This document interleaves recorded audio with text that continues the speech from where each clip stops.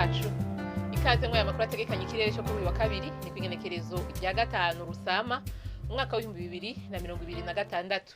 Mu gatondo hitezwe ko ahenshi ko hazokwaka izuba harimo n'ibicu bike bike kiretse mu Kayanza no mu Kirundo, mu ntara ya Butanyerera, Imuyinga, mu ntara ya Buhumuza hamwe no mu Rutana mu ntara ya Burunga hitezwe ikirere kizoba kirimo ibicu vyinshi.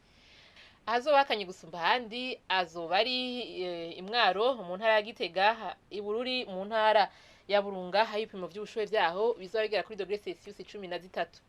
Ku muhingamo naho hakaba hitezwe ko hazogwa imvura nkeya mu Kayanza, Ingozi, mu Kirundo, mu ntara ya Butanyerera, Imuramvya mu ntara ya Gitega, mu Rumonge hamwe n'Imakamba mu ntara ya Burunga.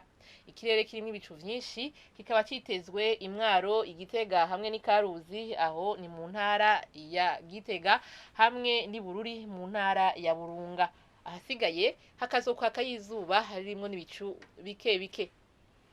Azoba hashushe gusumba handi azoba ari mu Cibitoke, aho ibipimo vy'ubushuhe vyaho bizoba bigera kuri °C 28, aho ni mu ntara ya Bujumbura. Ejo mu gatondo hatekanijwe yuko izuba rizoseruka igihe cy'isaha 12 zuzuye neza, rikazorenga igihe cy'isaha 12 ziburamwo iminota 2 z'umugoroba.